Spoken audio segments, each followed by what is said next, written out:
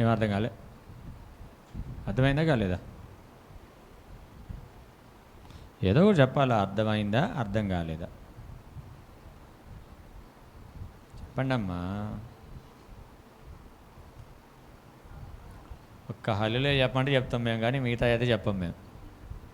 హల్లెలూయా చెప్పమంటే చెప్తాం, కానీ మిగతా అయితే చెప్పాం. అమ్మా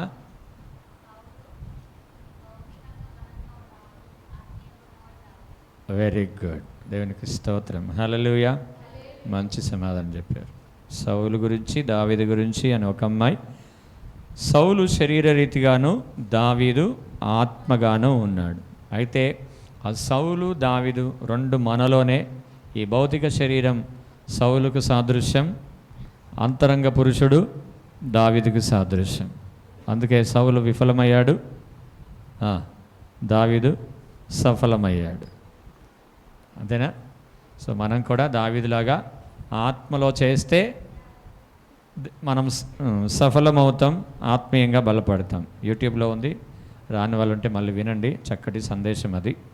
దేవుడు నాకు ఇచ్చిన సందేశం మళ్ళీ మీరు యూట్యూబ్లో వినొచ్చు. ఒక 1 hour మెసేజ్ ఉంటుంది. రాని వాళ్ళు మళ్ళీ యూట్యూబ్లో ఆన్ చేసుకొని వింటే కూడా మంచిది. ఒక్కసారి ఒక సహోదరి నాకు చెప్పింది, ఆమె రాలే కానీ చెప్పింది అనమాట, నీకు ఎట్ట తెలుసు అంటే యూట్యూబ్లో విన్నా అన్నది. సో అలా ఉండాలి మన సంఘస్థులు కూడా. రాకపోయినా కానీ ఇంటికి వెళ్ళినా కూడా మళ్ళీ దాన్ని ధ్యానించేవారుగా మనం ఉండాలి. తిన్న ఆహారం జీర్ణం కాకపోతే ఏమవుతుంది చెప్పాలా? బాగా తిన్నావు మటను, కిలో తెచ్చి అరకిలో నువ్వే తిని మిగతా అరకిలో పిల్లలకి వాళ్ళకందరికి పెట్టేసావు, అరకిలో నువ్వే తినేసావు. అరగకపోతే ఏమవుతుంది చెప్పాలా? ఎందుకు అరగదంటే అరకిలో నువ్వు ఒక్కడే తిని అరకిలో మా అందరికి పెడతావా అని వాళ్ళు సనుక్కొని ఉండొచ్చు పాపం, అందుకు అరగలే కదా. సో అరగకపోతే అనారోగ్యం ఏర్పడుతుంది. అదేవిధంగా విన్న వాక్యాన్ని తిరిగి ధ్యానించకపోతే బలహీనతలు ఏర్పడతాయి, అంటే ఆత్మ బలపడదు. అందుకే నేను వారం చెప్తా ఉన్నాను, విన్న వాక్యాన్ని బట్టి ప్రార్థన చేయండి. ఆ వారం దేవుడు మన జీవితాల్లో అద్భుతాలు చేస్తాడు. ఎందుకు చేయడంటే మనం మళ్ళీ చెప్పింది వినం కావాలా, చెప్పింది వింటే జరుగుతుంది కదా. దేవునికి స్తోత్రం. హల్లెలూయా. దేవా మాకు మేలు చేయట్లేదా అంటే ఎందుకు చేస్తాడు ఆయన? నువ్వు చెప్పింది వినట్లేవుగా. ఒక మాట చదివి నేను ముందుకెళ్తా. ఇర్మియా గ్రంథం 13వ అధ్యాయం 17వ వచనం. ఇర్మియా గ్రంథం మెసేజ్ కాదు ఇది, ఒక మాట అట్లా చదవాలనిపిస్తుంది. ఇర్మియా గ్రంథం 13:17 వచనం. అయినను మీరు ఆ మాట విననొల్లని ఎడల మీ గర్వమును బట్టి నేను చాటున ఏడ్చుదును. యెహోవా మంద చెరబట్టబడినందున నా నేత్రము బహుగా వలపోయిచు కన్నీరు విడుచుచూ ఉండును. దేవునికి స్తోత్రం. హల్లెలూయా. ఇర్మియా అంటున్నాడు, మీరు మాట విననొల్లని వారైతే మీ గర్వమును బట్టి నేను ఏడ్చదని అంటున్నాడు ఇర్మియా. మాట వినకపోతే దాని అర్థం ఏంటంటే గర్వం ఉందని అర్థం. ఏముందని? దేవుని మాట మనం వినకపోతే మనకు గర్వం ఉందని అర్థం. నాశనానికి ముందు ఏం నడిచిద్ది? గర్వం నడిచిద్ది అనమాట. అందుని బట్టి ఇర్మియా చాటున ఏడుస్తూ ఉన్నాడంట. ఎక్కడ ఏడుస్తూ ఉన్నాడు? చాటున ఏడుస్తూ ఉన్నాడు. కాబట్టి మనం మాట విని మళ్ళీ ఇంటికి వెళ్ళి ఏం చేయాలా? చక్కగా అర్థం కాకపోతే రాసుకోలేని ప్రజలు, మీకు చదువులేని వాళ్ళు ఉంటే మళ్ళీ ఇంటికి వెళ్ళి సాయంత్రం కల్లా దాన్ని అప్లోడ్ చేస్తాం. దాన్ని మళ్ళీ విని ఆ ప్రకారంగా ప్రార్థన చేస్తే మీరు ఆశీర్వాదం ఖచ్చితంగా పొందుకుంటారు. దేవునికి స్తోత్రం. హల్లెలూయా. హల్లెలూయా. మంచిది. దేవుని యొక్క వాక్యంలో నుంచి ప్రకటన గ్రంథం 7వ అధ్యాయం 13వ వచనం. ప్రకటన గ్రంథం 7వ అధ్యాయం 13వ వచనం. పాస్టర్ గారు చదవరు, ఇలా మిగతా వాళ్ళు చదవండి.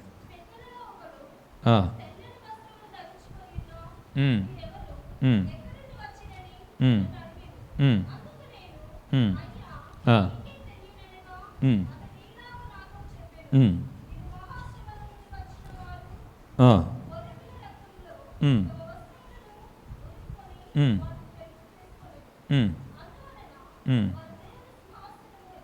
ఉమ్, ఉమ్. చాలు, దేవునికి స్తోత్రం. హల్లెలూయా, హల్లెలూయా.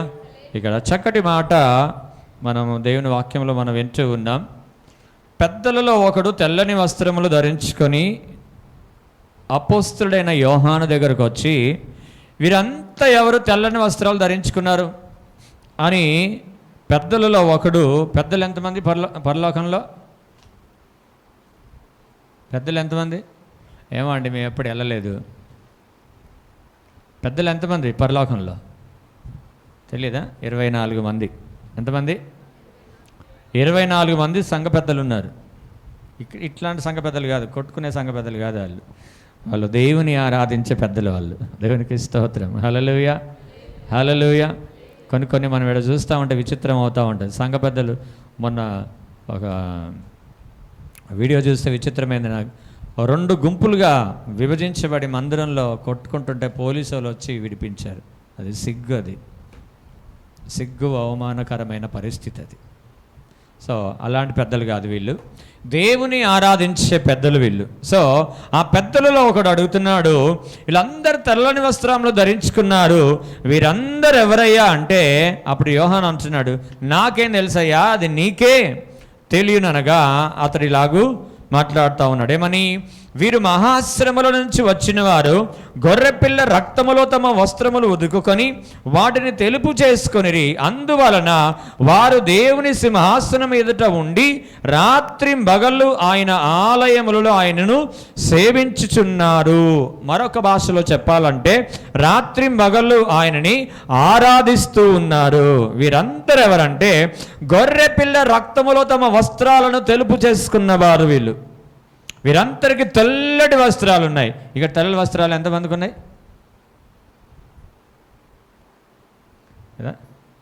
హాఫ్ మనం వేసుకున్నాం, ఇంకో హాఫ్ కొంతమంది వీళ్ళు వేసుకున్నారు. సో సరే, ఇది ఒక పక్కకు పెడితే మంచిదే.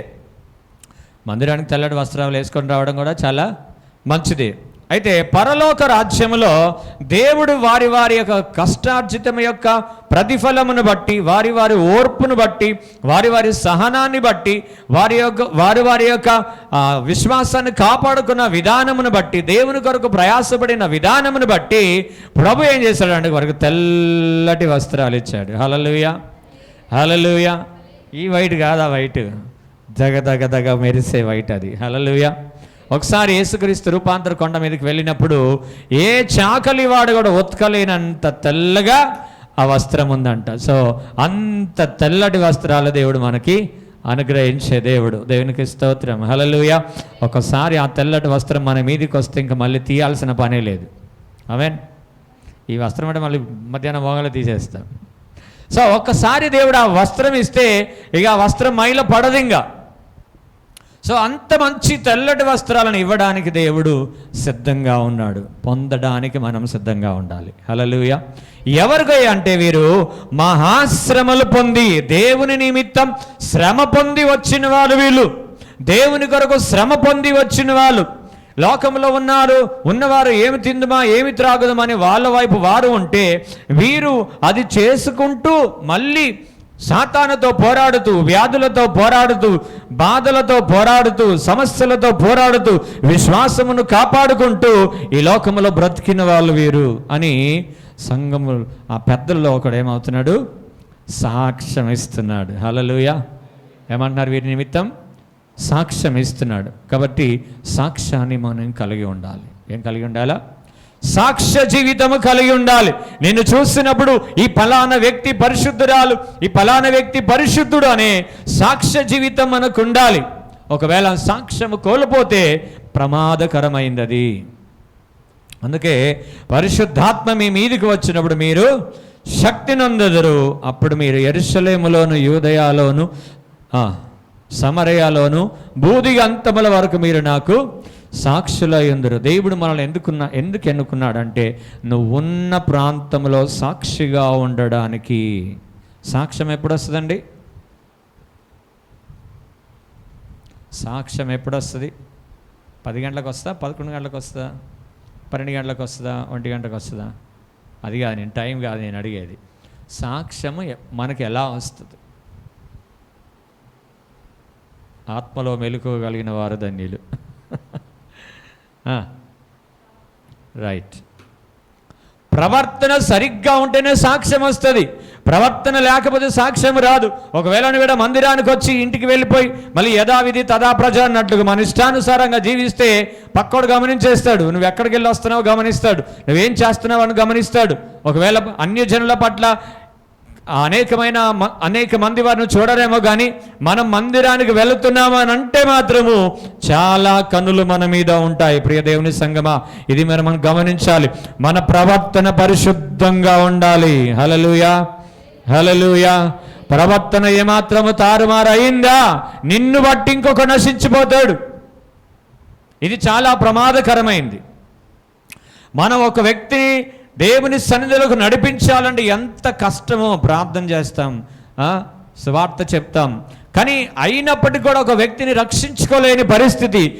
కానీ మన వ్యర్థ ప్రవర్తనను బట్టి ఈజీగా ఒక వ్యక్తి అన్యజనుల్లో కలిసిపోతాడు. ఆ తీర్పు మన మీద ఉంటుంది. చాలా జాగ్రత్తగా ఉండాలి. అన్యజనులలో కలిసిపోవడం ఒక ఎత్తు అయితే, మన ప్రవర్తన చూసి వీళ్ళు చర్చికి పోతారు, మళ్ళీ వాళ్ళు ఇష్టం ఉన్నట్టే ఉంటారు, వాళ్ళు మనలానే ఉంటారు, వాళ్ళు కూడా మనలానే ఉంటారు. వాళ్ళు కూడా మనకి వాళ్ళకి ఏం తేడా ఉంది? వాళ్ళు చర్చికి పోతారు, మనం గుడికి వెళ్తాం, అంతే. ఆ రీతిగా ఒకవేళ నీ సాక్ష్యం ఉంటే నీ జీవితం వ్యర్థం. నిన్ను బట్టి ఒక వ్యక్తి నశించిపోతున్నాడు అంటే తీర్పు నీ మీదకి వస్తుందని జాగ్రత్త పడాలి. తీర్పు నీ మీదకి వస్తే నువ్వు తప్పించుకోలేవు. ఇక్కడ నువ్వు ఎంతమంది కళ్ళు కప్పచ్చు, కానీ నా దేవుని కన్నులు కప్పలేవు. హల్లెలూయా, హల్లెలూయా. కాబట్టి మన ప్రవర్తన చాలా జాగ్రత్తగా ఉండాలి. నువ్వు ఇష్టానుసారంగా ప్రవర్తించి మందిరాలకు వచ్చి మళ్ళీ ఇక్కడ హల్లెలూయా అని మళ్ళీ ఇంటికి పోయి మన ఇష్టానుసారంగా ప్రవర్తిస్తే జాగ్రత్త, నీకు కూడా నరకం సిద్ధపడి ఉందని గుర్తుపెట్టుకోవాలి. లోకంలో ఉండి నరకం పోవడం వేరు, మందిరానికి వచ్చి కూడా మళ్ళీ పాతాళానికి వెళ్తే రెండింతలుగా ఉంటుంది పనిష్మెంట్. దేవునిలో ఉంటే రెండంతలుగా దేవుడు ఎలా ఆశీర్వదిస్తాడో, మందిరంలోనికి వచ్చి కూడా దేవుని యొక్క కార్యాలు, ఆయన యొక్క క్రియలు మనం చేయకపోతే రెండింతల పనిష్మెంట్ మనకు తప్పదు. కాబట్టి సాక్ష్య జీవితాన్ని కాపాడుకోండి. ఒకవేళ పాడైపోయిన సాక్ష్యం ఏదైనా ఉంటే ప్రభు సన్నిధిలో కన్నీరు కాచు. దాని గురించి నిన్ను బట్టి ఎవరైనా దుఃఖపడి ఉంటే, నిన్ను బట్టి ఎవరైనా నశించిపోయి ఉంటే దుఃఖపడు. సాయంకాలం వెళ్ళి ప్రభు సన్నిధిలో, లేకపోతే ఇప్పుడే ప్రభు సన్నిధిలో, ప్రభా నా వ్యర్థ ప్రవర్తనను తొలగించయ్యా. ప్రవర్తన జాగ్రత్త. మీ ప్రవర్తన సకల జనుల ఎదుట జాగ్రత్తగా కాపాడుకోవాలని మత్తయి సువార్తలో ఉంటుంది అన్నమాట. 5:16 అనుకుంటా, ఒకసారి చదివండి. 5:16.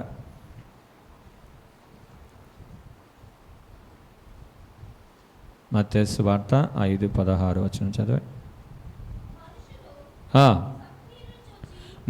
మైకి అండి అమ్మాయికి. మనుష్యులు మీ సత్క్రియలను చూసి, చదవమ్మా. మనుష్యులు నీ సత్క్రియలను చూచి పరలోకమందున్న మీ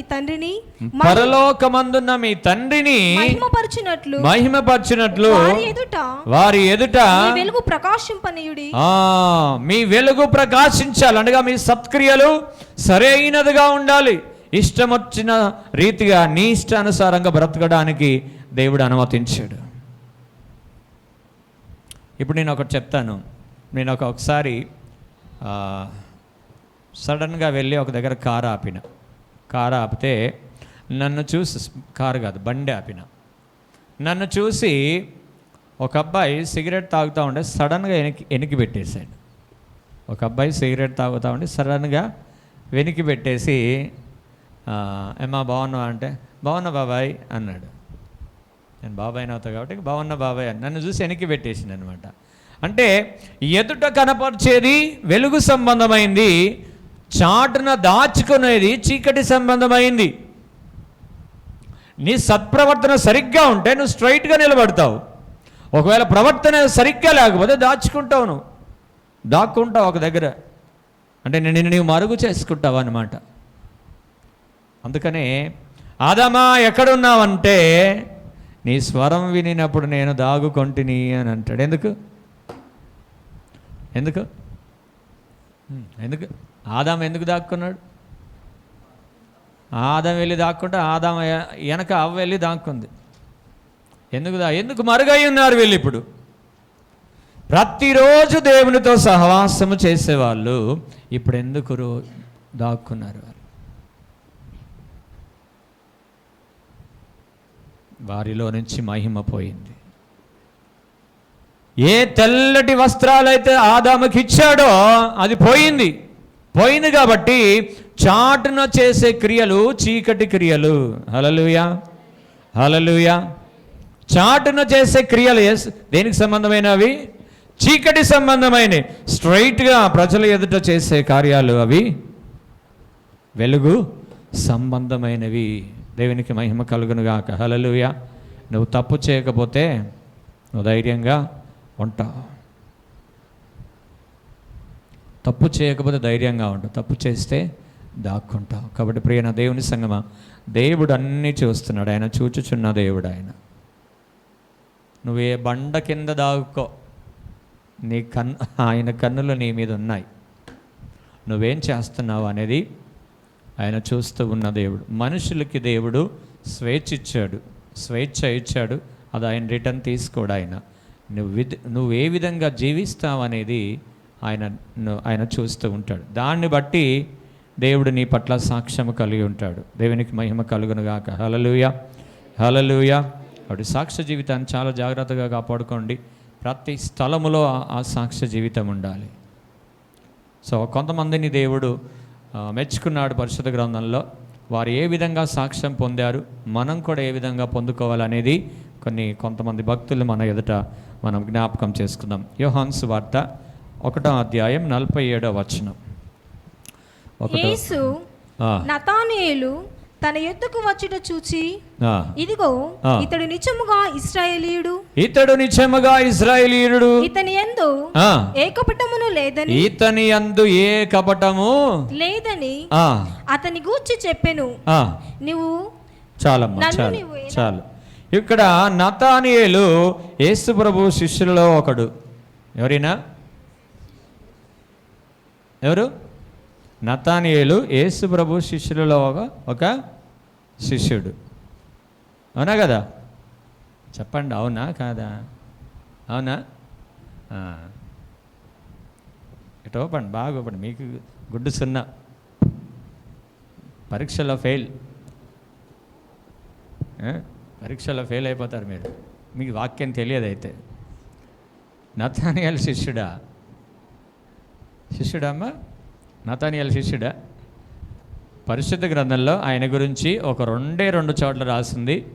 మొదటి అధ్యాయంలో, చివరి అధ్యాయంలో రాసింది. చివరి అధ్యాయం వారితో కలిసి ఉన్నట్టు రాసింది. ఇక్కడ మాత్రము ప్రభువు యొద్ద నుంచి సాక్ష్యం పొందుకుంటున్నాడు. ఈయన ఎవరు?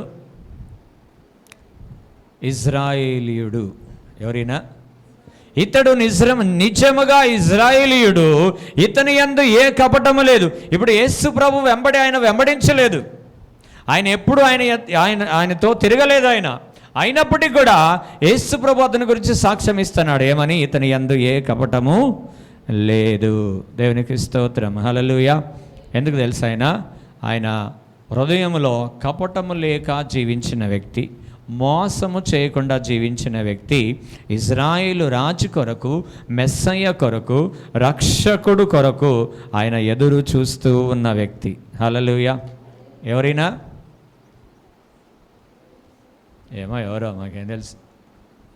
ఎవరైనా కపటము లేని వ్యక్తి, మోసము చేయని వ్యక్తి, ఇజ్రాయేలు రాజు కొరకు, మెస్సయ్య కొరకు, రక్షకుని కొరకు ఎదురు చూస్తూ ఉన్న వ్యక్తి. అందుకే ఫిలిప్పు నతానయేలుని పట్టుకొని వచ్చాడు. అయ్యా, నజరేయుడైన యేసును చూద్దురా అని అంటే, అప్పుడు ఈ నతానయేలు అంటాడు, నజరేతులో నుంచి ఏదైనా మంచిది రాగలదా అని అంటాడు. అంటే ఆ కాలంలో నజరేతు అనే పట్టణము పాడైపోయిన పట్టణం, అది చెడిపోయిన పట్టణం. కాబట్టి అందులో నుంచి ఏదైనా మంచి రాగలదా? హల్లెలూయా. నేను అంటాను, నా యేసయ్య ఎక్కడికి వెళితే అక్కడ మంచి అవుతుంది. హల్లెలూయా. నజరేతు పట్టణం ఒకవేళ చెడిపోయి ఉండొచ్చు, కానీ ఆయన వెళ్ళి అక్కడ జీవించినందువలన ఆ పట్టణం మారింది. అదేవిధంగా నజరేతు అనే పేరు పరిశుద్ధ గ్రంథంలో ఆ ఊరి పేరు కూడా వ్రాయబడింది. హల్లెలూయా, హల్లెలూయా. చూసారా, యేసు ప్రభు ఏ జీవితంలో ఎంట్రీ ఇస్తాడో ఆ జీవితం అద్భుతంగా మారుతుంది. యేసు ప్రభు ఎవరి జీవితంలో అయితే ప్రజలు ఆహ్వానించారో ఆ జీవితం ఇంకా వ్యర్థంగా మార్చబడుతుంది. కాబట్టి ఇక్కడ ఇంతటి సాక్ష్యం అంటే తన జీవితాన్ని కాపాడుకున్నాడు నతనయేలు. యేసు ప్రభు బోధ వినలే. మనం ఎన్నిసార్లు విన్నాము కదా, మనం ఎన్నిసార్లు విన్నాము. ధర్మశాస్త్రమే తెలుసు కానీ ఆయనకి యేసు ప్రభు యొక్క సువార్త తెలియదు. అయినప్పటికీ కూడా మెస్సయ్య కొరకు ఎదురు చూసిన వ్యక్తి ఆయన. అందుకనే ఇతనిలో ఏ కపటము లేదని యేసు ప్రభు నేరుగా సాక్ష్యం ఇస్తూ ఉన్నాడు. దేవునికి స్తోత్రం. హల్లెలూయా, హల్లెలూయా. ఏ రోజు మన కపటము లేని హృదయం మనకుందా? కపటము కలిగిన హృదయం మనకు ఏమైనా ఉందా? చాటున చేసే క్రియలు ఏమైనా ఉన్నాయా? లేకపోతే వెలుగులో నేను ధైర్యంగా జీవిస్తూ ఉన్నావా? చాటున చేసే క్రియలు అపవాదికి సంబంధమైనవి. వాటిని విడిపించుకుంటేనే వాడు మనల్ని వదిలిపోతాడు. లేకపోతే మనం వాడిని అట్నే పట్టుకుంటే మన జీవితాన్ని సర్వనాశనం చేసేదాకా వాడు ఊరుకోడు. దేవునికి స్తోత్రం. హల్లెలూయా, హల్లెలూయా. నతనయేలు చక్కటి సాక్ష్యము దేవుని యొద్ద నుంచి పొందాడు. ఈరోజు కపటము లేని జీవితం జీవించాలి. ఆత్మలో కపటం లేకపోవడం అంటే దాని అర్థం ఏంటి? కపటం లేకపోవడం అంటే అంతే, పరిశుద్ధత, యథార్థంగా చక్కగా నీట్గా మంచిగా మాట్లాడే విధంగా, అంటే లోపల ఒకటి బయట ఒకటి చూపించే విధానం కాకుండా లోపల బయట రెండు ఒకే విధంగా బ్రతికే వ్యక్తులు. దేవునికి స్తోత్రం. హల్లెలూయా. రెండవదిగా సంఖ్యాకాండం 23:21. సంఖ్యాకాండం 23:21. ఆయన యాకోబులో ఏ దోషమును కనుగొనలేదు. ఆయన యాకోబులో ఏ దోషమును కనుగొనలేదు. ఇశ్రాయేలులో ఏ వంకరతనమును చూడలేదు. అతని దేవుడైన యెహోవా అతనికి తోడై ఉండెను. 23 కూడా చదవమ్మా. 23 కూడా చదువు అక్కడ కింద. నిజముగా యాకోబులో మంత్రము లేదు, ఇశ్రాయేలీలలో శకునము లేదు. చాలు. ఇక్కడ యాకోబు అన్న ఇజ్రాయేల్ అన్న రెండు ఒకటే. యాకోబు పేరే ఇజ్రాయేలు, ఇజ్రాయేల్ పేరే యాకోబు. అయితే ఇక్కడ దేవుడు అంటే బిలాము ద్వారా సాక్ష్యం ఇస్తున్నాడు. ఏమనంటే యాకోబులో ఏ దోషమును కనుగొనలేదంట, ఇజ్రాయేలులో ఏ చెడుతనాన్ని చూడలేదంట. యాకోబు పేరుకి అర్థం ఏంటండి? మోసగాడు. పేరే మోసగాడు, ఇంకా అందులో దోషం ఎట్టుండదండి. పేరే మోసగాడు అనే పేరు. యాకోబుకి అర్థమే మోసగాడు. సో మోసగానికి ఎందుకు దోషం లేదన్నాడు దేవుడు? కపటము లేదన్నాడు, మంత్రము లేదన్నాడు, శకునము లేదన్నాడు కదా.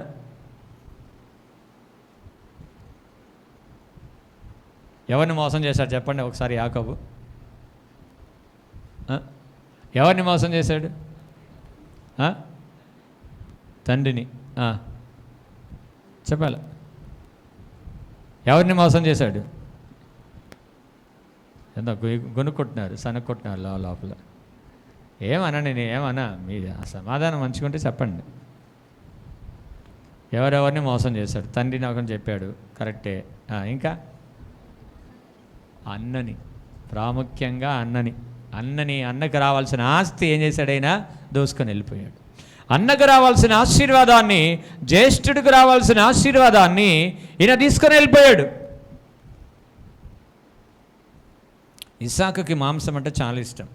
సో మంచిగా ఏశావు బాగా పెట్టేవాడు కాబట్టి మాంసం పెట్టి బాగా తండ్రి దగ్గర నుంచి మంచి పేరు సంపాదించుకున్నాడు. అయితే చివరిగా నేను దీవిస్తానని చెప్పేసి ఏశావుని వెళ్ళి వేటాడి మాంసం తీసుకుందామంటే వెళ్ళిపోయాడు. ఈలోపు తల్లి వీనేం చేసింది?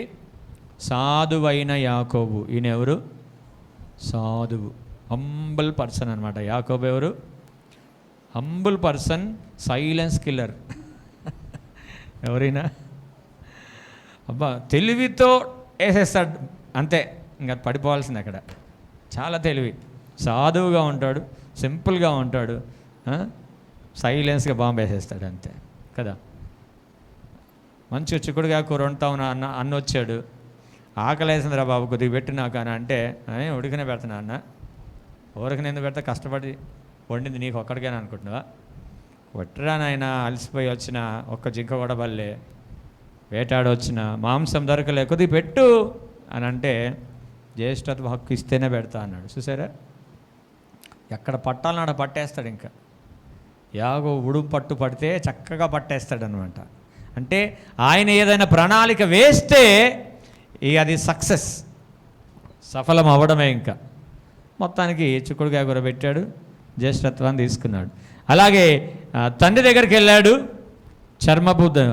చర్మాన్ని రోమమును ధరించుకొని వెళ్ళాడు, తండ్రి దగ్గర నుంచి ఆశీర్వాదాలు పొందుకున్నాడు, వెళ్ళిపోయాడు. మరి ఇప్పుడు ఈయన దోషుడు ఎట్లా కాదు, మోసం చేశాడు కదా. నాకు ఇచ్చిన ఆలోచన బట్టి చెప్తున్నాను. యాకోబు వెళ్ళి లాబాను దగ్గర ఉన్నాడు. ఉన్న తర్వాత ఒక 20 సంవత్సరాల తర్వాత దేవుడు యాకోబును చక్కగా దీవించాడు. హల్లెలూయా, హల్లెలూయా. యాకోబును చక్కగా దీవించిన తర్వాత యాకోబు ఏం చేశాడు తెలుసా, తన వంతు తన దగ్గరనే ఉంచుకోకుండా, ఎందుకంటే తండ్రి దగ్గర నుంచి తీసుకున్న ఆశీర్వాదమును దేవుడి కాడ ఆశీర్వాదకరంగా మారిస్తే తనొక్కడే ఉంచుకోకుండా ఏం చేశాడు, ఆయన వంతులు పంపించాడు తన అన్నకి. హల్లెలూయా, హల్లెలూయా, హల్లెలూయా. తమ్ముడు వంతులు పంపించాడు, నేను ఆశీర్వదించబడ్డాను, ఆ ఆశీర్వాదం నేను ఒక్కనే అనుభవించుకోద్దు అన్నయ్య, నువ్వు కూడా కొంత తీసుకో అని ఇచ్చాడు. ఇప్పుడు మనం అన్నదమ్ములో ఉంటాం, అన్నదమ్ములు మన జీవితాలలో ఉంటారు. అయితే అన్న ఆశీర్వదించబడి తమ్ముడు ఒక కొద్దిగా బలహీనంగా ఉన్నాడు అనుకో, ఏదైనా సహాయం చేస్తారా? సహాయం చేయాల. అదే వంకరితనము లేని తత్వం. హల్లెలూయా. అదే మోసము లేని తత్వం, అదే శకునము లేని తత్వం. అందుకే ఆయనలో ఏ కపటము లేదని దేవుడు చూశాడు. సంపాదించుకున్న దాంట్లో, దేవుడు ఆశీర్వదించిన దాంట్లో, నేను సంపాదించాలని అనుకోవట్లేదు, ఆయన దేవుడు నన్ను ఆశీర్వదించాడు కాబట్టి ఈ ఆశీర్వాదాన్ని నా అన్నకు కూడా కొద్దిగా నేను ఇస్తాను అని తన ఆ మోసపుతనాన్ని తొలగించుకున్నాడు. అందుకే కపటము లేని వ్యక్తి అని పేరు వచ్చింది యాకోబుకి. ఒకవేళ మనం దీవించబడితే అలా చేస్తామా? దీవించబడితే అలా చేస్తామా? అన్న బాగా దీవించబడ్డాడు, తమ్ముడు మామూలుగా ఉన్నాడు, ఏదో నడుస్తుంది. సంవత్సరానికి కొన్ని బట్టలో ఏదైనా అవసరం ఉంటే, వ్యాధి వస్తే కొద్దిగా డబ్బులు ఆదుకోవడమో అలాంటివి చేస్తామా? ఎవడ బాధ ఆడదులే, మనకెందుకు. ఒకవేళ అన్ని ఇవ్వాలనుకున్నా వదినోకుంటుందా? అన్న ఇవ్వాలనుకున్న వదినోకుంటుందా? చెప్పండి వదినలు మీరే చెప్పాలా. అన్న ఇవ్వాలనుకున్న మీ దగ్గరకు వచ్చి చెప్పాడు, మా తమ్ముడికి కొద్దిగా బాగాలేదంట, వాడికి కొద్దిగా సహాయం చేద్దామంట. ఎందుకో వాళ్ళు చూసుకుంటారులే, మాకేం పైసలు పుణ్యానికి వచ్చినాయా? మరి పుణ్యానికి రాకపోతే నువ్వేమో సంపాదించుకొని వచ్చినావు పైనుంచి, దేవుడు ఇస్తే కదా నీకు వచ్చింది. అది జ్ఞాపకం చేసుకోవాలా. ఎప్పుడైనా అన్న అడిగితే వదినలు ఏం చేయాలా? వదినలు చెప్పండి, లైనంతా వదినలే అనమాట. పెళ్ళి లేని వాళ్ళంతా ఏం చేయాలా? సరేనండి అనాలా. ఏం చేయాలా? సరేనండి మీ ఇష్టం అంటే ఆ దీవెన మీకు కూడా తిరిగి వస్తుంది. మనం ఎందాక పోతుంది అనుకుంటాం, కానీ పోయి అది అక్కడే ఉండదు, తిరిగి వస్తుందని గ్రహించాలా. ఆమేన్. హల్లెలూయా, హల్లెలూయా, హల్లెలూయా. అందుకే ఎప్పుడైతే వంతులు పంపించాడో శత్రువు సహితం మిత్రుడిగా మార్చబడ్డాడు. అబ్బా, మా తమ్ముడు ఎంత మంచోడు అన్నాడు. అప్పుడు దాకా ఏం చేశాడు? ఈ యాకోబు కనబడితే ముక్కలు ముక్కలుగా నరికేయాలనుకున్నాడు, కత్తి పట్టుకొని వస్తున్నాడు. కానీ ఏమైంది? మా తమ్ముడు ఎంత మంచోడు అని కౌగిలించుకున్నాడు. ఆ ప్రేమ అనేది వచ్చేస్తుంది. అందుకే కపటము లేని వ్యక్తిగా యాకోబు తీర్పు తీర్చబడ్డాడు. దేవునికి స్తోత్రం. హల్లెలూయా. కొంతమంది అన్నలు కష్టపడి తమ్ముడిని చదివిస్తారు, కొంతమంది తమ్ముడు కష్టపడి అన్నలు చదివిస్తారు. ఇట్లా మారుతుంది. ఒక్కొక్కసారి ఇంటికి పెద్దవాడు ఒక్కొక్కసారి ఏం చేస్తారంటే చిన్నపిల్లలు బాగుండాలని పెద్దవాడు కష్టపడతాడు. వీడు మంచిగా అయిపోయిన తర్వాత అన్న అదే కూలి పని చేసుకుంటూ ఉంటాడు, వీడు మంచిగా చదివి ఉద్యోగం సంపాదిస్తూ ఉంటాడు. అన్న అదే దీనస్థితిలో ఉంటాడు, తమ్ముడు మంచిగా అయిపోతాడు. అప్పుడు ఏం చేయాలి? తమ్ముడు, నా అన్న చదివిపిస్తేనే కదా, తాను కష్టపడి చదివిపిస్తేనే కదా నేను చదివి ఒక మంచి ఉద్యోగం సంపాదించుకున్నది అని కృతజ్ఞత భావము కలిగి ఉండాలి. ఒకవేళ అది లేదా, మన బ్రతుకులు అంటే కుక్క బ్రతుకే మంచిది. అంత స్ట్రాంగ్ ఉంది అందులో. దేవుడు ఎవరిని విడిచిపెట్టాడు. మరి అంతే కదా, అన్న కష్టపడి నిన్ను చదివించాడు. వాడు చదువుకోక జీవితాన్ని త్యాగం చేసి నిన్ను చదివించినప్పుడు ఒక మంచి ఉద్యోగస్తుడు ఆస్తి సంపాదించుకున్న తర్వాత ఏదో కొద్ది గొప్ప సాయం, ప్రతి నెల కాదు, అప్పుడప్పుడైనా కొద్దిగా పలకరించి, అన్న ఎట్లున్నావు, బాగున్నావా, వదిన ఎట్లుంది, పిల్లలు ఎట్లున్నారు, నా వంతు నేను ఆయన సహాయం చేయగల. అన్న ఎక్స్పెక్ట్ చేయడు అసలు, తెలుసా మీకు? అన్న అంత కష్టమైన పడతాడు కానీ తమ్ముని దగ్గర నుంచి ఎక్స్పెక్ట్ చేయడు. అయినా సరే ఆ ప్రేమ మనలో ఉంటే మనం కపటము లేని వారుగా ఉంటాం. దేవునికి స్తోత్రం. హల్లెలూయా, హల్లెలూయా, హల్లెలూయా. మూడవది ఆదికాండం 22:12. ఆదికాండం 22:12. అప్పుడు ఆయన, ఆ చిన్నవాని మీద చేయి వేయకుము, అతనినేమి చేయకుము, నీకు ఒక్కడయున్న ఆ కుమారుని నాకియ్యి, వెనుతీయది లేదను గనుక, నాకియ్య వెనుక తీయలేదు కనుక నీవు దేవునికి భయపడువాడవు, నీవు దేవునికి భయపడువాడవు. దేవునికి స్తోత్రం. హల్లెలూయా. అబ్రహాము ఎవరికి భయపడుతున్నాడండి? దేవునికి భయపడుతున్నాడు. కనీసం మనం మన తల్లిదండ్రులకు భయపడుతున్నామా? పిల్లలు, కనీసం మనం మన తల్లిదండ్రులకు భయపడుతున్నామా? ఎస్ అనగలమా? ఇటు ఊపుతున్నారు కొంతమంది పిల్లలు. మీరు తల్లిదండ్రులకు మీరు భయపడగలరా? ఇక్కడ అబ్రహాము దేవునికి భయపడువాడు. నిశ్చయముగా దేవుని భయం మీ హృదయంలో ఉంటే తల్లిదండ్రుల భయం కూడా మీ హృదయంలో ఉంటుంది. దేవుని భయం లేకపోతే తల్లిదండ్రుల భయం కూడా ఉండదు. కొంతమంది భక్తి లేకపోయినా కానీ తల్లిదండ్రులు మాత్రం గౌరవిస్తారు. దేవునికి మహిమ కలుగును గాక. హల్లెలూయా, హల్లెలూయా. ఇక్కడ దేవుడు అబ్రహాముని అడిగాడు, తన కుమారుని అడిగాడు. ఏదైతే ఇచ్చాడో అది తిరిగి అడిగాడు. అడిగితే అబ్రహాం ఏం చేశాడు? అంతకంటే భాగ్యం ఏముందయ్యా, తీసుకో అన్నాడు. అంతకంటే భాగ్యం ఏముందయ్యా, తీసుకో అన్నాడు. మనం అనగలమా? అన్న తన కుమారుని సమర్పించగలిగింది. అన్న ఏం చేసింది? లేక పుట్టాడు ఒక కొడుకు, వాణ్ణి ఉంచుకోకుండా సేవకు సమర్పించింది, ప్రవక్తగా మార్చబడింది, అనేకులకు ఆశీర్వాదకరంగా మారింది. చెప్పాలి కదా ఒకసారి గట్టిగా. సమర్పించింది ఏదైనా ఆశీర్వాదకరంగా మారిద్ది. హల్లెలూయా. సమర్పించింది ఏది ఆశీర్వాదకరంగా మార్చబడదు. అన్న ఏడ్చి పొందుకున్నది తిరిగి మళ్ళీ దేవునికి ఇస్తే దేవుడు ఆ వ్యక్తిని అనేకులకు, ఇజ్రాయేలుకు ప్రవక్తగా, మొట్టమొదటి ప్రవక్తగా దేవుడు నిర్ణయించి స్థాపించి దేవుని స్వరము వినగలిగిన సమూయేలు ఆయన. హల్లెలూయా. సమర్పించింది ఏదైనా ఏం చేస్తుంది? మనకి ఆశీర్వాదాన్ని తీసుకొని వస్తుంది. అందుకే ఇక్కడ అబ్రహాముకు తెలుసు, నా దేవుడు ఇచ్చి మళ్ళీ తీసుకునే దేవుడు కాదని తెలుసు ఆయనకి. నాకు ఇచ్చిన తర్వాత మళ్ళీ తీసుకునే దేవుడు కాదని తెలుసు. ఒకవేళ తీసుకుంటే ఏం చేస్తాడంటే అధికముగా తిరిగి ఇస్తాడని తెలుసు ఆయనకి. హల్లెలూయా. సో అప్పుడే ఇస్సాకును బట్టి ఒక ప్రమాణం వచ్చింది. ఏమని? ఇస్సాకు వలననైనదే నా సంతానం అనబడును, ఇతడే దీవెనకు కారణమవుతాడంటే అప్పుడు దేవుడు అడిగాడు, ఒకవేళ ఇస్సాకు కూడా ఒప్పుకోకపోతే, అబ్రహాము సిద్ధపడ్డాడు, ఇస్సాకు కూడా ఇష్టపడ్డాడు, ఇస్సాకు ఒకవేళ బలి అవ్వడానికి సమర్పణ కలిగి ఉండకపోతే ఇస్సాకు వంశం కూడా ఆశీర్వదించబడేది కాదు, మల్టిప్లై అయ్యేది కాదు. సమర్పించినదే మల్టిప్లై అవుతుంది, ఆశీర్వదించబడుతుంది. దేవునికి మహిమ కలుగునుగాక. హల్లెలూయా, హల్లెలూయా, హల్లెలూయా. సో ఎందుకు అబ్రహాము ఇస్సాకుని దేవునికి ఇచ్చాడు తెలుసా? తనలో ఉన్న ఒక విశ్వాసం. ఏంటది? తనలో ఉన్న ఒక విశ్వాసం. హెబ్రీయులకు రాసిన పత్రిక 11వ అధ్యాయం 17వ వచనం. హెబ్రీయులకు రాసిన పత్రిక 11:17 నుంచి చదవమ్మా.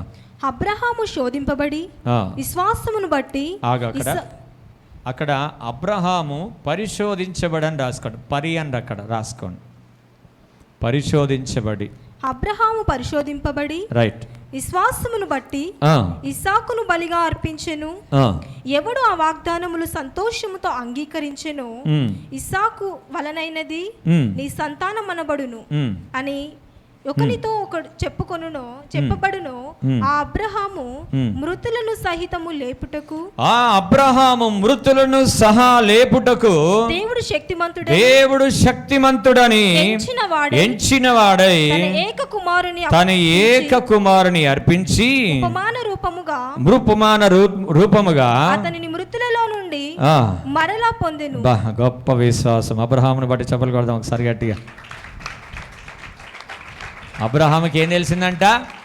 మృతులలో నుంచి నా దేవుడు లేపుటకు శక్తిమంతుడు. ఇప్పుడు ఏదో చనిపోతే కాదండి ఇది. అబ్రహాం విశ్వాసం ఎక్కడికి పోయింది చూడండి. చనిపోతే డెడ్ బాడీని లేపడం కాదు. అక్కడ బలి అంటే బలర్పించడం అంటే కట్టెలు పేల్చాలా, కట్టెల మీద పడుకోబెట్టాలి ఇస్సాకుని, అగ్ని అంటించాలా. అయితే కాలిపోయిన తర్వాత శవం ఏమైపోతుంది చెప్పాలా? బూడిదైపోతుంది. బూడిదలో నుంచి కూడా కుమారుని నాకు అనుగ్రహించుటకు నా దేవుడు శక్తిమంతుడు అనుగ్రహించాడు. హల్లెలూయా, హల్లెలూయా. అంత గొప్ప విశ్వాసం. ఇంకొకటి ఇందులో దేవుడు మనతో చెప్పేది ఏంటంటే, దేవుడు నీకు అడిగింది ఏదైనా నువ్వు వెనక్కి అంచవేయకుండా ఇవ్వాలి. దేవుడు నిన్ను ఏం అడుగుతాడో, నిన్నేమైనా అడగని ఆయన. నువ్వు వాక్యం చదివేటప్పుడో లేకపోతే నీతో మాట్లాడేటప్పుడో నిన్ను ఏదైనా దేవుడు అడగని నువ్వు వెనక్కు అంచవేయకుండా, వెనక్కి తీయక నువ్వు దానికి ఇస్తే తిరిగి దేవుడు దాన్ని నీకు ఆశీర్వదించి తిరిగి ఇస్తాడు. హల్లెలూయా, హల్లెలూయా. ముందుగా ఫస్ట్ ప్రిఫరెన్స్ మనం ఇవ్వాల్సింది దేవునికి ఏంటంటే సమయం. ఏమియాల? సమయము. నువ్వు దేవునికి ఇస్తే ఆ సమయములన్నీ నీకు నేర్పిస్తాడు దేవుడు. సమయం ఇవ్వకుండా దేవునికి నాకు అన్నీ కావాలంటే నీకు ఏది రాదు. ఒక నెల పని చేయాలంటే 8 into 30 days టైం ఇవ్వాలి. 8 hours into 30 days టైం ఇస్తేనే నీకేమొస్తుంది చెప్పాలి? శాలరీ వస్తుంది. నువ్వు టైం ఇవ్వకుండా నాకు బ్లెస్సింగ్స్ రావాలంటే ఎక్కడి నుంచి వస్తాయా? మీరు చెప్పండి. రావు. మనం ఏం చేస్తామంటే ముందు లోకాన్ని ఎతుకుతాం, తర్వాత టైం ఉంటే దేవుని దగ్గరికి వస్తాం, లేకపోతే అది కూడా లేదు. అలసిపోయామండి అని శుభ్రంగా పండుకుంటారు. అది కాదు. ఫస్ట్ టైం దేవునికి ఇవ్వండి. దేవుని యొద్ద మీ సమయాన్ని గడపండి. అప్పుడు నీ హృదయాన్ని చూస్తున్న దేవుడు నీకు కావలసిన వాటిని దేవుడు నీకు ఇవ్వడానికి సిద్ధంగా ఉంటాడు ఆయన. ఎప్పుడైతే నువ్వు సమయాన్ని దేవుని సన్నిధిలో హెచ్చిస్తున్నావో ఆ సమయం నీకు ఆశీర్వాదకరంగా మారుతుంది. హల్లెలూయా, హల్లెలూయా. ఈరోజు ఎంతమంది దేవునికి సమయం ఇచ్చొచ్చారు?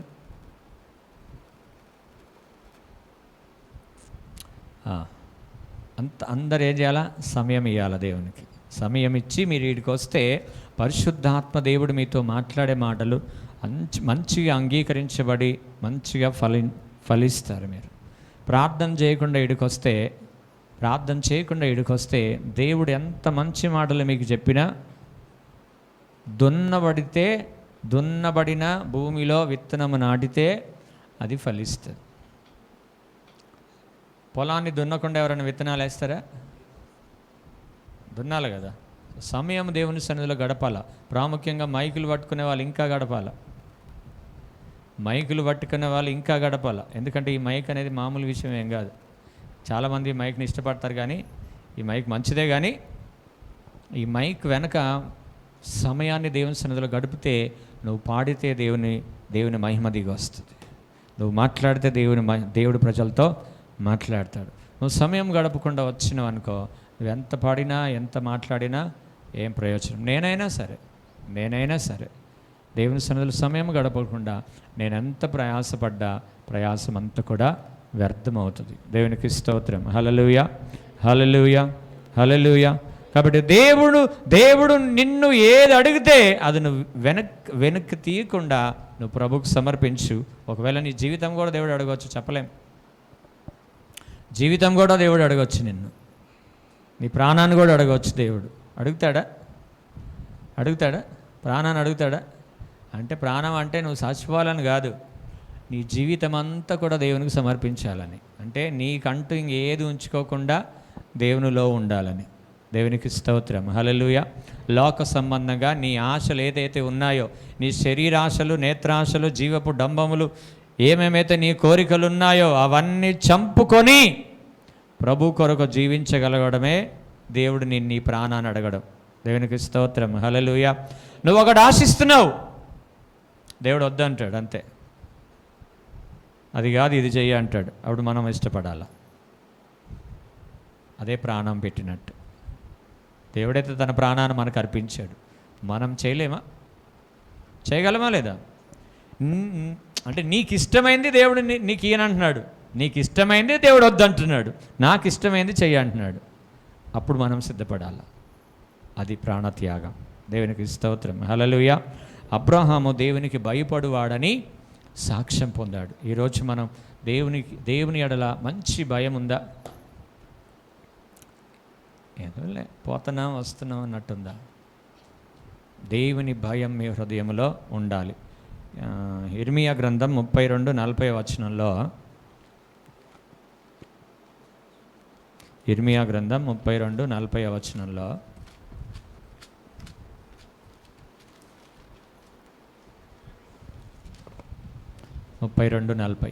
నేను వారికి మేలు చేయటం మానకుండునట్లు నిత్యమైన నిబంధనను వారితో చేయుచున్నాను. వారు నన్ను విడవకుండునట్లు వారి హృదయములలో నా ఎడల భయభక్తులు పుట్టించెదను. చాలు. నేను వారికి మేలు చేయ మానకుండా ఉండాలంటే వారి హృదయములో నా ఎడల భయభక్తులు ఉండాలి. నీకు మేలు కావాలంటే దేవుని ఎడల భయము ఉండాలా. భయం లేకుండా దేవుడు మనకి మేలు చేయడు. దేవునికి స్తోత్రం. హల్లెలూయా, హల్లెలూయా. 4వది 1 సమూయేలు 29:3 వచనం. 1 సమూయేలు 29:3 వచనం. ఫిలిప్పీల సర్దారులు ఈ హెబ్రీయులు ఏల రావలెను అని ఆకీషు అడుగగా అతడు, ఇన్ని దినములు ఇన్ని సంవత్సరములు నా యుద్ధ నుండిన ఇశ్రాయేలీల రాజైన సౌలునకు సేవకుడగు దావీదు ఇతడే కాడా? ఇతడు నా యుద్ధ చేరిన నాటి నుండి నేటి వరకు ఇతని యందు తప్పిదమేమియు నాకు కనబడలేదని ఫిలిప్పీల సర్దారులతో అనెను. చాలు. ఇతని యందు నేను ఏ తప్పిదమును కనుగొనట్లేదు. ఇతడు నా యొద్దకు చేరిన నాటి నుండి, నా యొద్దకు వచ్చిన రోజు నుండి ఇతని యందుని ఏ తప్పిదాన్ని నేను కనుక్కోలేకపోతున్నా అంటున్నాడు. ఎవరు తెలుసైనా? ఫిలిప్పీల రాజు ఆకీషు. ఈ ఆకీషు ఎవరు? ఫిలిప్పీల రాజు అంటే అన్యజనులు ఉండొచ్చు, అధికారులు ఉండొచ్చు. నువ్వు ఏ జనముల మధ్య నివసిస్తున్నావో వారు నీకు సాక్ష్యం ఇవ్వాలి. ఇప్పుడు ఇందాలాగా చూసుకున్నాం దేవుడు సాక్ష్యం ఇస్తున్నాడని, అవునా? ఇంతవరకు మనం దేవుడు సాక్ష్యం ఇస్తున్నాడని చూసుకున్నాం. కానీ ఇప్పుడు అన్యజనులు కూడా నీ పట్ల సాక్ష్యం ఇవ్వాలి. నువ్వు నిజముగా దేవుని కుమార్తెవు, దేవుని కుమారుడు అని సాక్ష్యం ఇవ్వాలి. ఒకవేళ నీ ప్రవర్తనను బట్టి చెప్పేస్తారు వాళ్ళు. ఇప్పుడు ఇక్కడ తన సత్య ప్రవర్తనను బట్టి, దావీదు యొక్క మంచి ప్రవర్తనను బట్టి ఆకీషు రాజు అంటున్నాడు, ఇతడు నా యొద్ద నుంచి చేరినప్పటి నుండి కూడా ఇప్పటి వరకు కూడా అతని యందు నేను ఏ తప్పిదాన్ని నేను కనుక్కోలేకపోతున్నాను. బహుశా ఎన్ని సంవత్సరాలైందో మనకు తెలియదు. అన్యజనుల మధ్యలో మనం ఉన్నాం. మనం ఎక్కడున్నాం చెప్పాలా? అన్యజనుల మధ్యలో మనం ఉన్నాం. మీ ఇల్లు ఎక్కడుంది? చంద్రమండలంలో ఎవరిదన్నా ఉందా? చంద్రమండలంలో ఎవరిది లేదుగా. ఎక్కడుంది మీ ఇల్లు? మీ చుట్టూ ఎవరున్నారు? అన్యజనులు నిన్ను చూస్తారు.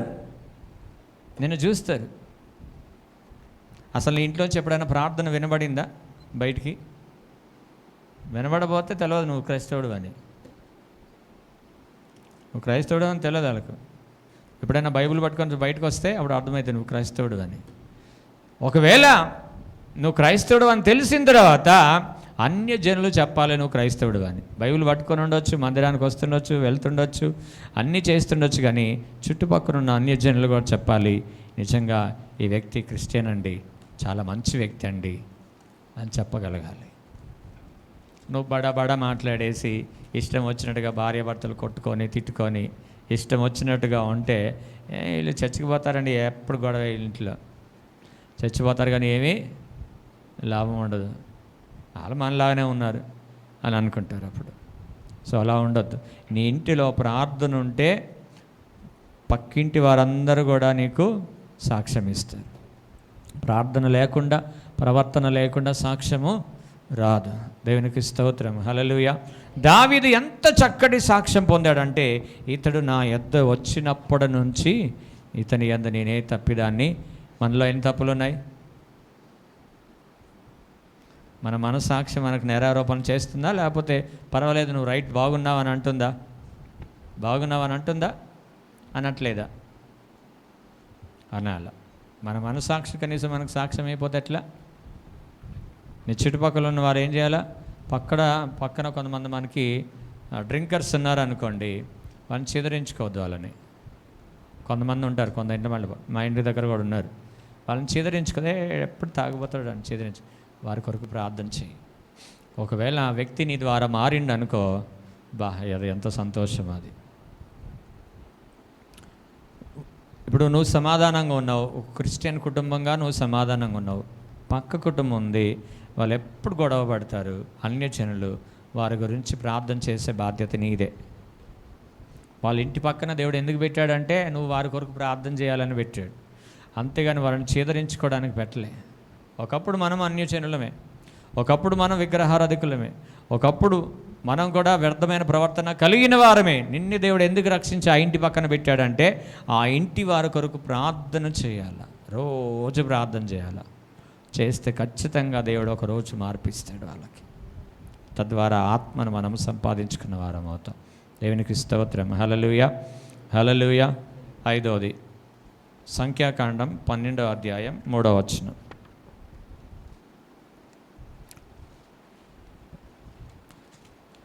సంఖ్యాకాండం 12 3వ వచనం.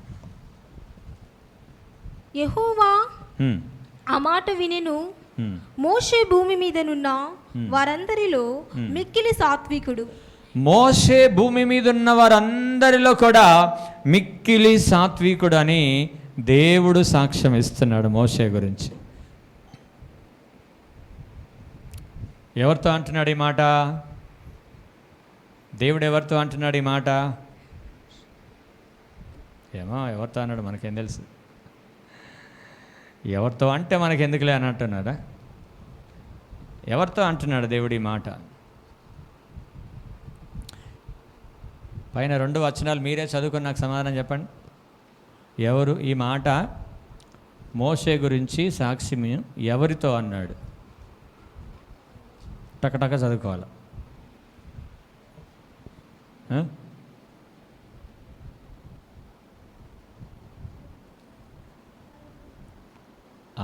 మిరియాము అహరోనుతో అంటున్నాడు. Very good. ఒక 50 రూపాయలు ఇస్తా నీకు.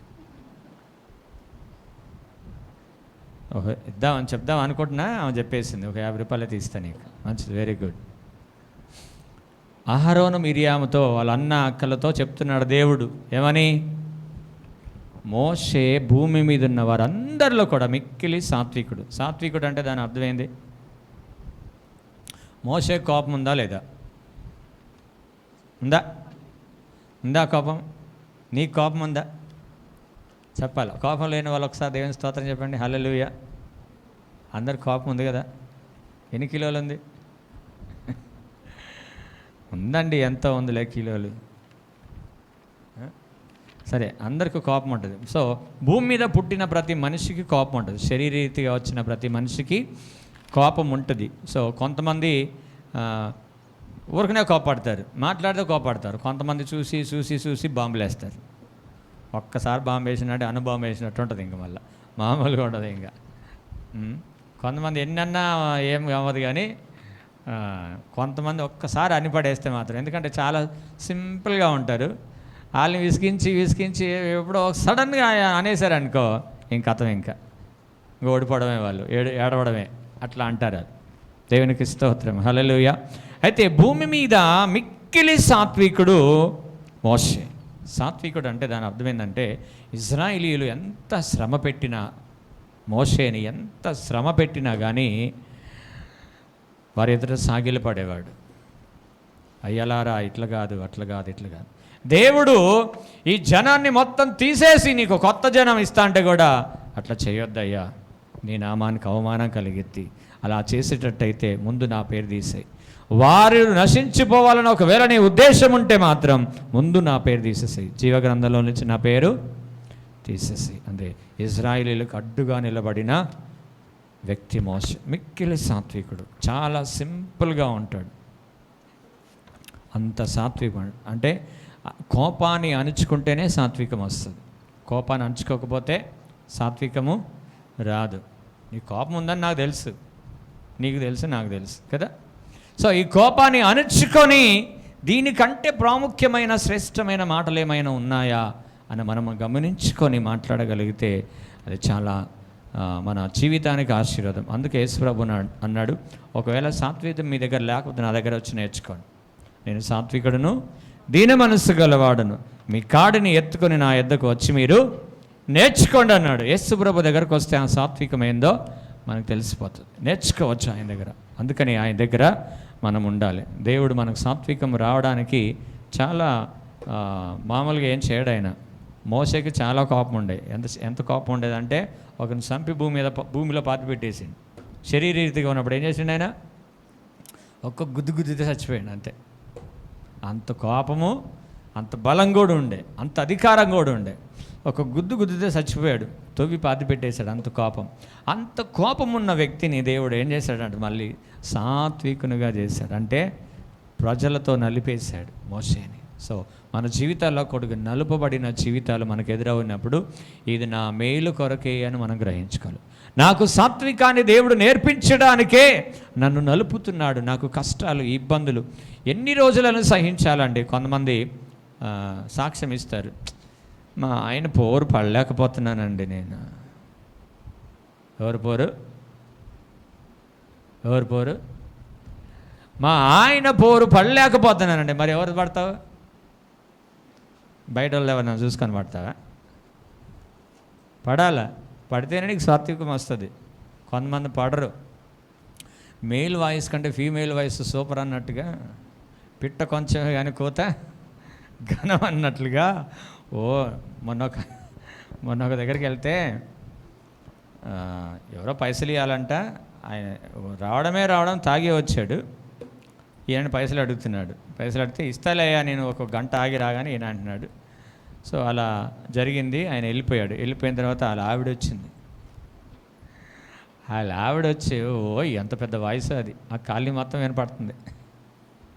సో సన్నగానే ఉంటుంది కానీ చాలా స్ట్రాంగ్గా ఉంటుంది.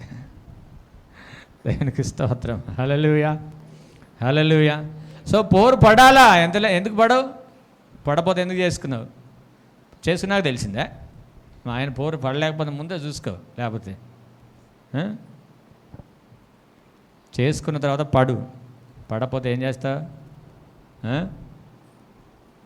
కంపల్సరీ పడాల్సిందే. ఎవరు మా ఆయన పోరు పడలేకపోతున్నానండి అనొద్దు. ఒకవేళ తాగుపోతాడైనా భరించాల్సిందే అంతే. తాగుడు మానిపించడానికి ప్రయత్నం చేయి, అర్థమైందా? తాగుపోతాడైతే ఏం చేయాలా? తాగుడు మాన్పించడానికి నువ్వు ప్రార్థన చేయి, నీ సాయి శక్తుల నీ ప్రేమను పంచు అంతే. అంతేగాని విడిపించుకోవడానికో లేకపోతే తట్టుకోలేకపోతున్నానని వేరే వాళ్ళకి చెప్పడమో అలాంటివి ఏం చేయొద్దు. అప్పుడే నీకు సాత్వికం వస్తుంది. దేవునికి స్తోత్రం, హల్లెలూయా. మోషకి ఎలాగో సాత్వికం వచ్చిందో అలాగే నీకు కూడా సాత్వికం వస్తుంది. భార్యలైనా సరే, భర్తలైనా సరే. భర్తలు కూడా మా ఆయ గయ్యాలదండి అంటారు. ఏమంటారు? మా ఆవిడ చూస్తానికి అట్టు ఉంటుంది కానండి, మీకు కనబడదండి. చూస్తానికి అట్టు ఉంటుంది కానీ కనబడదండి, పెద్ద గయ్యాలదండి. మరి ఇంటికి పోతే మాత్రం ఎంత ప్రేమ చూపిస్తారు, ఎందుకంటే మళ్ళీ అరిస్తే మళ్ళీ కష్టం అని చాలా ప్రేమ మొత్తం పంచేస్తారు ఇంకా. ఎందుకంటే ఎందుకు మళ్ళీ టిఫిన్ కట్టకపోతే కష్టం, మళ్ళీ టిఫిన్ కట్టుకోకుండా పోయామనుకో అక్కడ ఉన్న వాళ్ళు చూస్తారు కదా, ఏమని టిఫిన్ తెచ్చుకోలేదు ఇవాళ అంటే ఏం లేదులే మామూలుగా అంత తెలుసులే మాకు అంటారు వాళ్ళు. సో పడాల్సిందే, భార్య అయినా పడాల్సిందే, భర్త అయినా పడాల్సిందే. అప్పుడే నీకు సాత్వికం వస్తుంది. ఊరికనేరా నీకు సాత్విక నేర్పించడానికి దేవుడు ములులాగా పెట్టాడు పక్కన. ఏం పెట్టాడు? దేవునికి స్తోత్రం. భార్య దొరికిన వారికి ఏం దొరికిందంట? భార్య దొరికిన వారికి చెప్పాలా? మేకు దొరికిందండి. భార్య దొరికిన వారికి ఏం దొరికింది? మంచిగా సెట్ రైట్ అవ్వడానికి దొరికింది అనమాట. సో ఏదైనా సరే మన మేలు గురించి దేవుడు పరలోక రాజ్యంలో సిద్ధపరిచింది మీకు దొరికిద్ది. దొరికిన తర్వాత మీరు దాన్ని కట్టుబాటు కలిగండి. ఇంకొకటి, దేవుని చిత్తము కాకుండా కూడా కొన్ని వివాహాలు జరుగుతాయి ఈ లోకంలో. దేవుని చిత్తము కాకుండా కూడా, అంటే దేవుని చిత్తాన్ని వద్దంటారు. ఇంకా నాకు వద్దండి దేవుని చిత్తం, నాకు కావాల్సిందే నాకు కావాలని అంటారు. ఒకవేళ అలా చేసుకుంటే ఏమవుతుందో తెలుసా? జీవితాంతం దేవుడు అంటాడు నువ్వు భరించుకోవాలంటాడు, అంతే. దేవుని చిత్తము కాని వివాహాలలో చాలా ఏర్పడితే దేవుడు అంటాడు నువ్వు భరించుకో, అంతే. తీసే ప్రభా అంటే తీయనంటాడు ఆయన, అంతే. నేను ఏర్పాటు చేసింది కాదు, నువ్వే సెలెక్ట్ చేసుకున్నావు కదా. నేను ఏర్పాటు చేసుకుంది కాదు, నువ్వే సెలెక్ట్ చేసుకున్నావు. కొంతమంది క్రైస్తవులు వివాహం చేసుకోమంటే క్రైస్తవులు అన్ని జనులు కూడా వివాహం చేసుకుంటూ ఉంటారు. సో అప్పుడేమైంది, పేరెంట్స్ ఇష్టంతో కూడా చేసుకుంటుంటారు కొంతమంది. మా కులమే కావాలండి, మా బంధుత్వమే కావాలండి అని ఇలా వివాహాలు జరుగుతూ ఉంటాయి. దేవుడు అంటాడు మీ కర్మ మీరు అనుభవించండి, జీవితాంతం భరించుకోండి అంటాడు, అంతే. తీయడు, ఆ కష్టాలు అస్సలు తీయడు, అవి సత్యదాకా ఉంటాయి. సో మంచిది ఏంటంటే దేవుని చిత్త ప్రకారం వివాహం చేసుకోవడం చాలా మంచిది. దేవునికి స్తోత్రం, హల్లెలూయా. సో సాత్వికం మన జీవితంలో మనం కలిగి ఉంటే మనం ఏదైనా జయించుకోవచ్చు, ఈ లోకంలో ఏదైనా మనము సాధించవచ్చు. దేవునికి స్తోత్రం, హల్లెలూయా. ఆ సాక్ష్యం కూడా మనం పొందుకోవాలి. ఏమని? సాత్వికుడు అని. చాలా నెమ్మది మనిషి అండి. అడగాల, ఇంత నెమ్మది నీకు ఎక్కడదండి అంటే దేవుడిచ్చాడని చెప్పాలి. అప్పుడు దేవుని నామ మనకి మహిమ కలుగుతుంది. హల్లెలూయా. ఇంకొకటి, మోషే ఇల్లంతటిలో నమ్మకమైనవాడు. దేవుని ఇల్లంతటిలో నమ్మకమైనవాడు. దేవుని ఇల్లంతటిలో మనం మన ఇంట్లో నమ్మకంగా ఉంటున్నామా? మన ఇంట్లో నమ్మకంగా ఉంటున్నామా? భర్త డ్యూటీకి వెళ్ళిపోతే మన ఇష్టానుసారంగా జీవిస్తున్నామా? కొంతమంది అట్లా కూడా ఉంటారు, భర్త సంపాదిస్తాను పోతాడు బయటికి, వీళ్ళ ప్రయాణం వీళ్ళ పనులు వీళ్ళు చేస్తుంటారు. కొంతమంది తప్పుడు పనులకు కూడా దిగజారుతారు. ఎన్ని లేవు న్యూస్లో, తప్పుడు పనులకు కూడా దిగజారుతారు కొంతమంది ఏమో కొద్దిగా డబ్బు వ్యాపారాలు చేయడం, కొంతమంది భార్యలు భర్త ఇచ్చిన డబ్బుతో కొద్దిగా మిత్తిలు వస్తాయని కొద్దిగా అంటే భర్తకి చెప్పకుండా కొంతమందికి డబ్బులు ఇవ్వడం, ఇలాంటి చేసి చివరికి వాళ్ళు ఇయ్యక ఈమె నలిగిపోయి ఇద్దరు చెప్పుకొని మళ్ళీ ఇక్కడ క్లాసెస్ ఏర్పడడం. సో నమ్మకత్వం కాదు, అది నమ్మకత్వము కాదు. మన ఇంటిలో కనీసం మనం నమ్మకంగా ఉండాలి.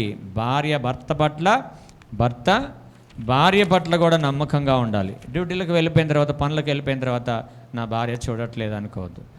నీ భార్యను జతపరిచిన దేవుడు చూస్తున్నాడు నువ్వేవి రీతిగా ఉంటున్నావో. హల్లెలూయా, హల్లెలూయా, హల్లెలూయా. ఒక వ్యక్తి అన్నాడంట,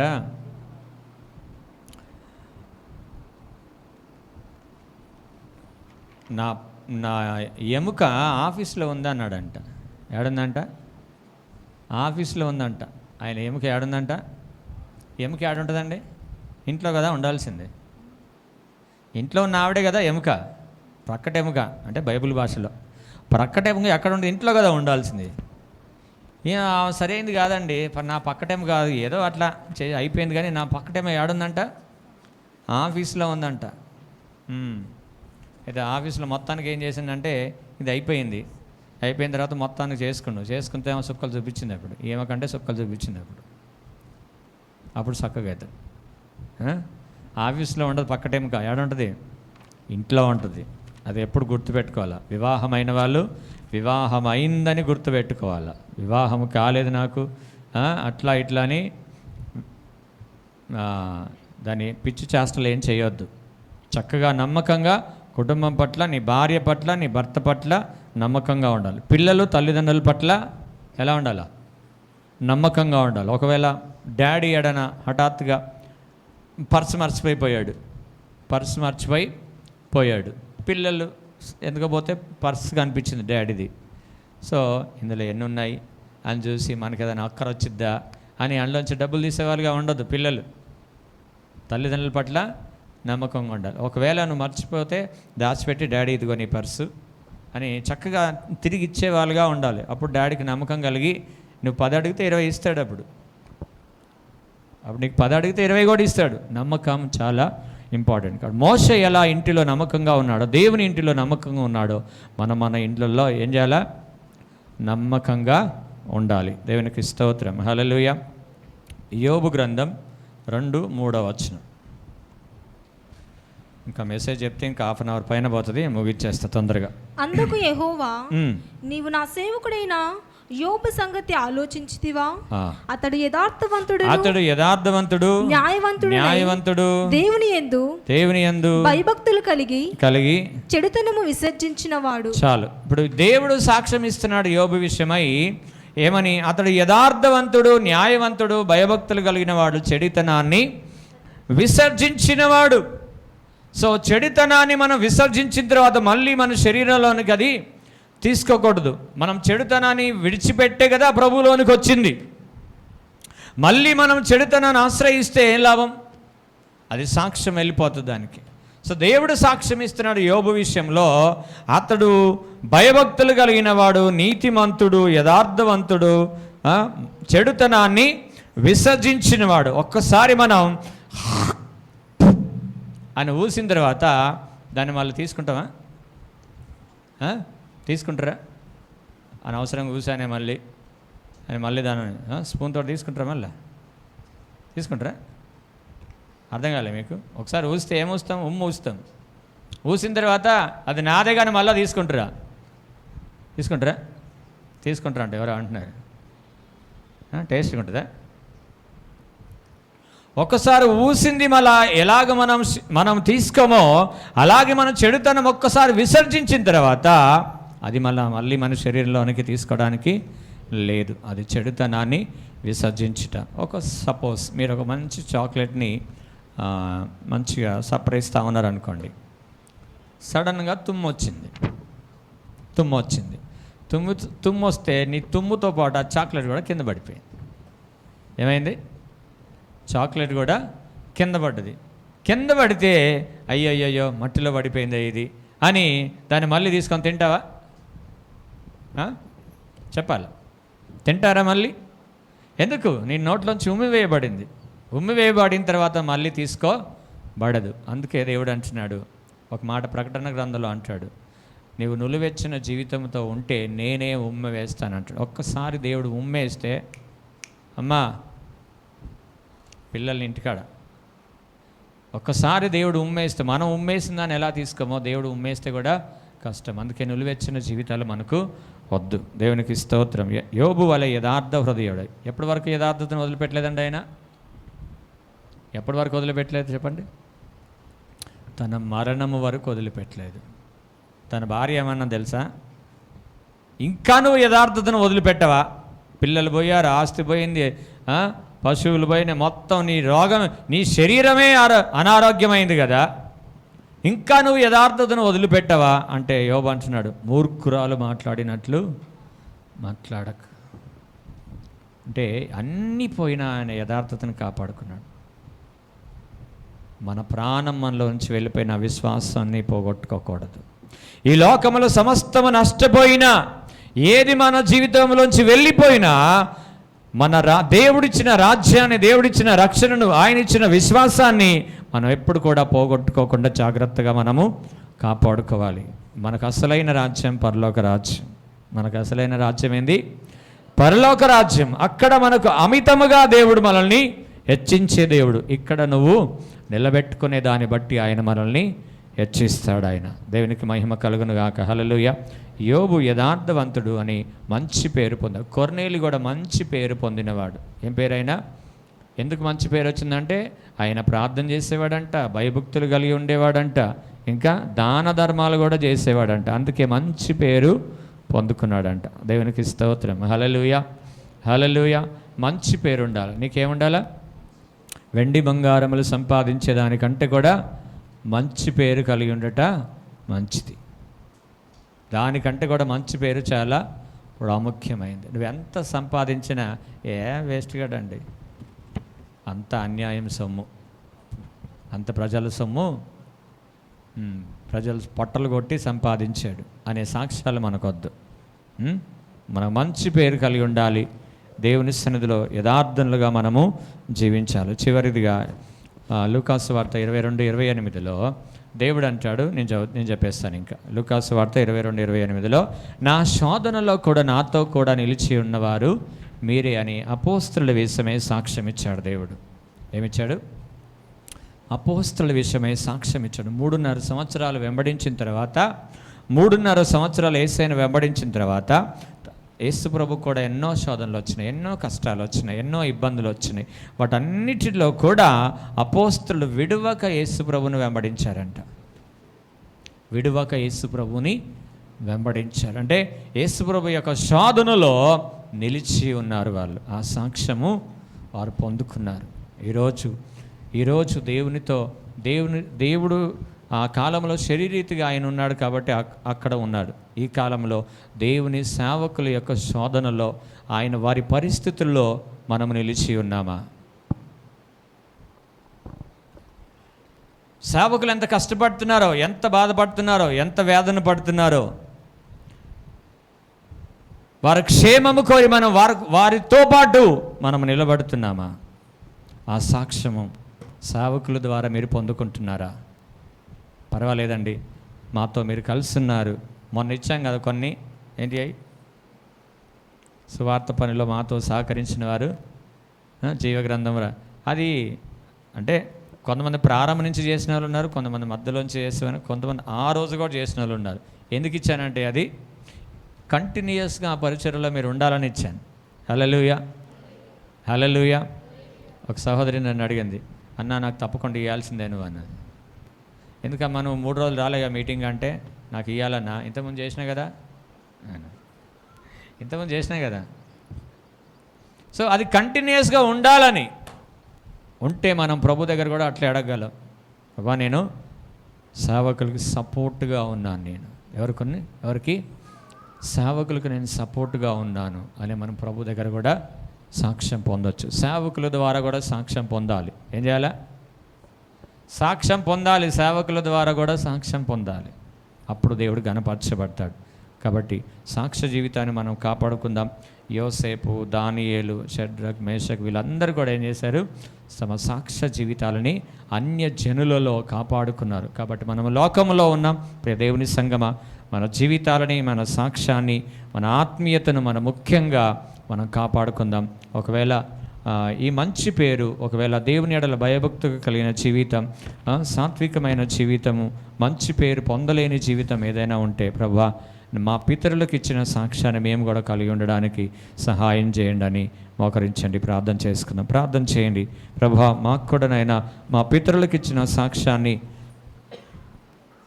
మాకు దయచేయండి. ఇలాంటి సాక్ష్యము కలిగిన వారు తెల్లటి వస్త్రాలు పొందడానికి అర్హులని దేవుడు వాక్యం సెలవిస్తూ ఉంది. తెల్లటి వస్త్రాలను కలిగి ఉండాలంటే పితరులు కలిగిన సాక్ష్యం మనం కలిగి ఉండాలి. అప్పుడే దేవుడు నీకు తెల్లటి వస్త్రాలు ఇస్తాడు.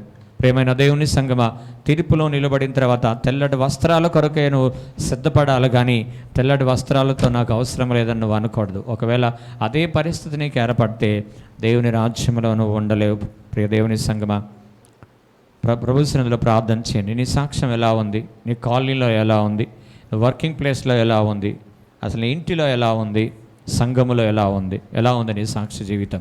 ఒకసారి జ్ఞాపకం చేసుకొని ఎక్కడెక్కడ బలహీనతలు ఉన్నాయో, ప్రభా అక్కడ నాకు సాక్ష్య జీవితం అయ్యాయా? ఏ స్థలంలో నీకు మంచి పేరు లేదో అక్కడ నాకు సాక్ష్య జీవితం ఇయ్యా. ఇది మొదలుకొని నాయన నేను నీ సన్నిధిలో మా నేను ప్రవర్తనను మేము కాపాడుకుంటామని ప్రభు సన్నిధిలో ఒక తీర్మానం చేయండి. యేసయ్యా నాకు సాక్ష్య జీవితం ఇవ్వండి. 2 చేతులు ఎత్తి అడగండి ప్రభుని. మోకరించగలిగిన వారు మోకరించి 2 చేతులు ఎత్తి ప్రభువా సాక్ష్య జీవితం మేము కలిగి ఉండడానికి సహాయం చేయండి అయ్యా. సాక్ష్య జీవితాన్ని మేము కలిగి ఉండడానికి మా ప్రవర్తన విధానాన్ని మార్చండి, మా చూపుల విధానాన్ని మార్చండి, మా మాట విధానాన్ని మార్చండి అయ్యా. మా నడకను మార్చండి నాయన. మా చేతుల ప్రవర్తన మీరు మార్చండి అయ్యా. ఇదిగో సాక్షిగా నేను ఉండాలి నాయన. ముఖ్యంగా నోరు హద్దులో ఉండాలి. మన నోటి మాటలు హద్దులో ఉండాలి. ఆ నోటి మాటల ద్వారా మనం సాక్ష్యాన్ని పోగొట్టుకుంటూ ఉంటాం. ప్రభుని అడుగుదాం. యేసయ్యా మేము సాక్షులుగా ఉండాలయ్యా. అయ్యా నువ్వు నీ ప్రాణాన్నే మాకు అర్పించావు తండ్రి. కనీసం మేము సాక్షులుగా ఉండలేకపోతే మన జీవితాలు వ్యర్థమండి.